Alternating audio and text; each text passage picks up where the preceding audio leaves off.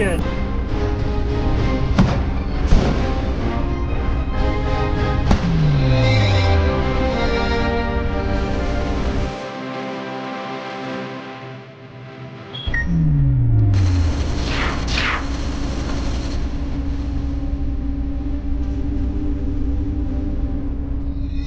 So, you're saying that we are also replicators? No. You are flesh and blood. Ordinary humans in every way, except that you were manufactured from the inside out by nanites, some of which remain in your system affecting repairs as necessary. I'm not buying it. It's a setup that's a normal Atlantis situation, but you can't give it away that it's a complete replicator thing. As replicators, everything about human interaction and the way you should be as a human is something they have learned from the memories of the team, of the Atlantis team. So they're pretending to be normal, but they're still a little bit outside of that. Like some of the reactions are just a little bit off. Once the pretense is gone, the replicators are always just a little bit flatter, a little bit more, monotone. All that you are, your thoughts, your memories, everything was taken from the real John Shepard and his team when their minds were probed over a year ago. When McKay first comes into his lab and the gang's waiting for him. What are you doing? This may hurt. And I think it's when McKay first realizes that they cut his hand. And it was just kind of nice the way that whole thing played out. And it was nice discovering the replicator aspect through McKay. Just shut up and hold on a second. All right, let's take a look.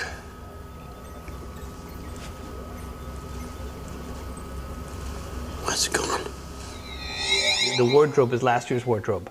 You notice that McKay's wearing the grays when now he's wearing a totally different outfit. So it's not a big tweak, but it's a bit of a tweak. But otherwise, we wanted the actors to be exactly the same as they were because it should be as normal as possible. It was an interesting thing. It took some of the accent out of Zelenka. So when David was talking, we'd always say, okay, now take some of the accent out, flatten it a bit, make it more normal, take some of the check out. I told you not to touch anything. I didn't touch anything. The diagnostic program must have crashed. You lost all the data. What did you see, Rodney? It's actually fun telling David that he can't say anything in Czech. That's fun. I mean, there had to be the ruse. They had to do the false escape so that the real team could take off. Whether there was a heroic death or not, I don't know. You don't really get a good sense of it, really, right? They crash. You see a couple dead people in the ground. Then Joe gets shot in the foreground. Because of the nature of how that ship had crashed, it's dark in that spot. And I purposely kept it really dark in there. And of course, Rachel at that time was very pregnant, so I didn't even have her in there. We just assumed that she's in there because I just didn't want to have her pregnant lying around in the ground when we had all this stuff all over.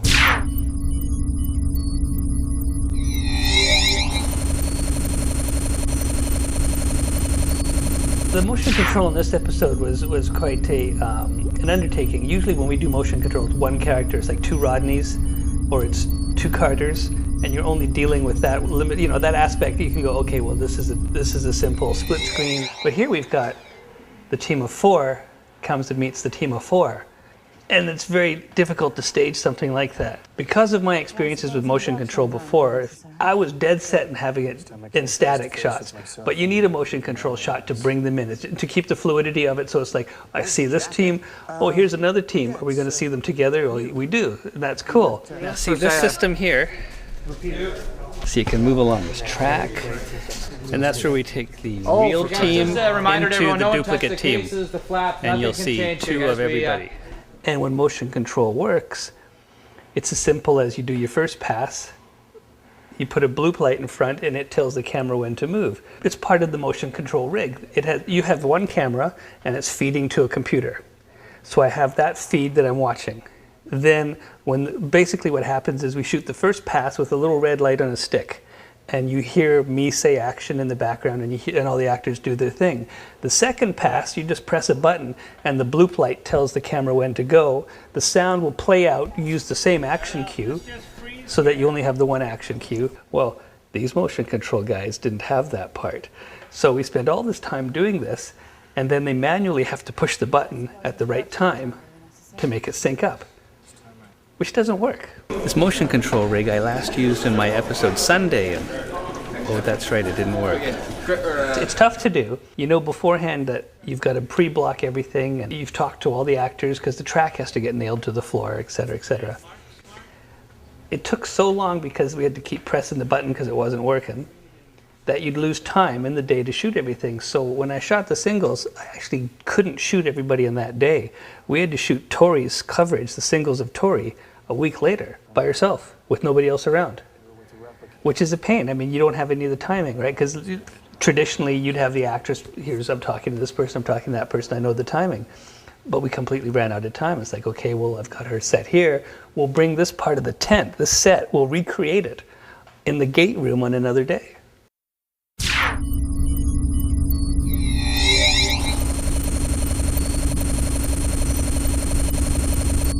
Things that made me smile were when we were shooting outside on the planet where the two teams came together.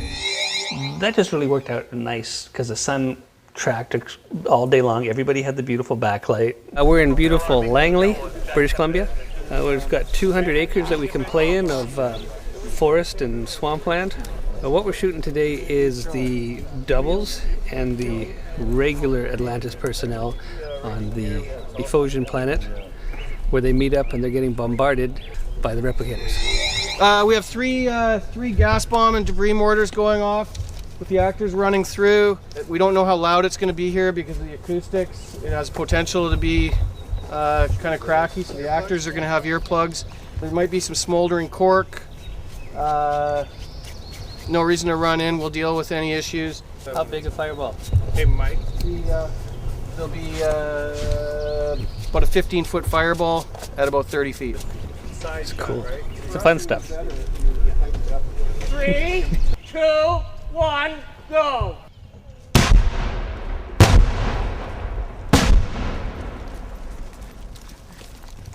They had those bombs going off right on Joe's ass, and if you watch it slow motion, Joe's face as he's running towards the camera, he's just like, fuck, because those bombs are like right on his ass.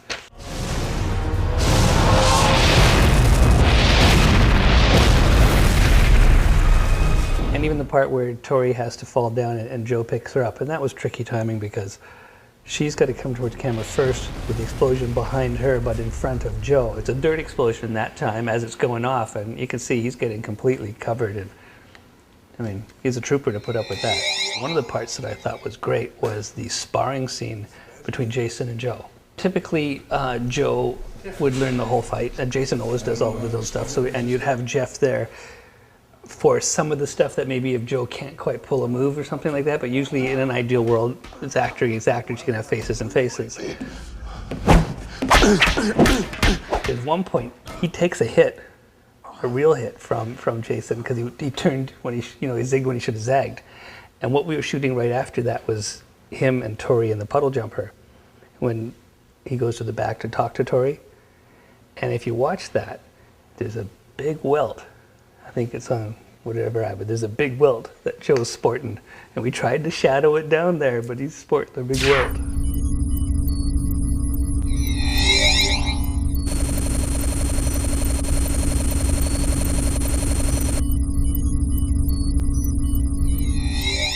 It's funny, I don't know what gives me the feeling that the entire set revolves around me, but it seems to. You need an opal and a couple of flags. Just right here. And it's not twinning, it's just going to be... Yeah, thanks. It's grueling. Yeah, it's been non-stop work for me. I've shot exactly nothing yet. And, oh, thanks, Jim. That's great. Nice base stand, you think? Thanks for throwing food at me as well. This is why we have trailers, It's like working with animals.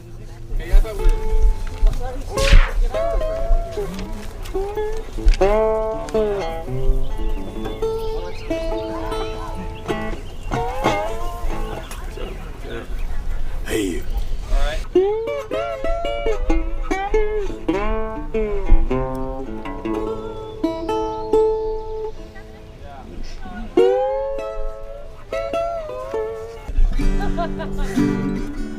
See you, buddy. There you go.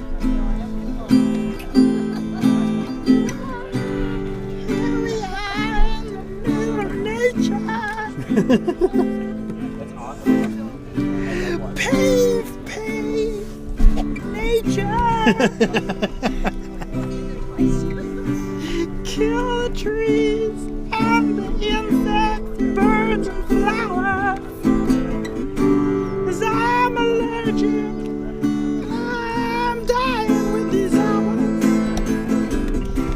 all the guitars. What about play the cool stuff?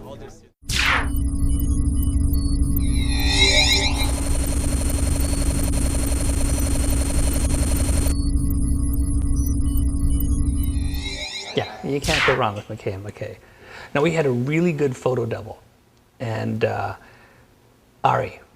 And even when they were running through the woods, Ari looks a little bit like David on a quick pass by, and he just, I mean, Ari is an actor and watches David and can then mimic David's movements and the way David reacts and does things.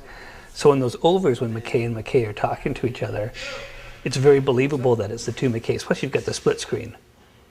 But again, we have to use the motion control for that sequence because you have to have the dialogue played back so that David reacts to his own dialogue. I really love Tori's cutting of the hand because you get such a good view of that, and the way it opens up that white flesh and then slowly, I thought that was beautifully done. That was a great visual effect. Oh my God. Another one that was quite a bit of fun was when they're racing up into the control room when the whole Atlantis base is crashing and falling down apart around them. Setting up for scene 40 where the gang's running up into the jumper bay and all hell's breaking loose. They're going to expect some kick-ass flames. He's got a flamethrower. We're dropping stuff. Sparks flying down. Huge chunks of debris. Action!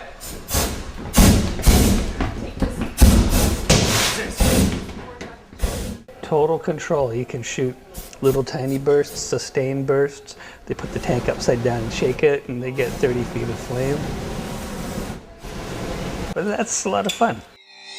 I thought it would have been interesting in the long run to have a complete new team, and if it was ambiguous as to whether they got mixed up along the way, I thought that would have been like a cool long-term kind of thing.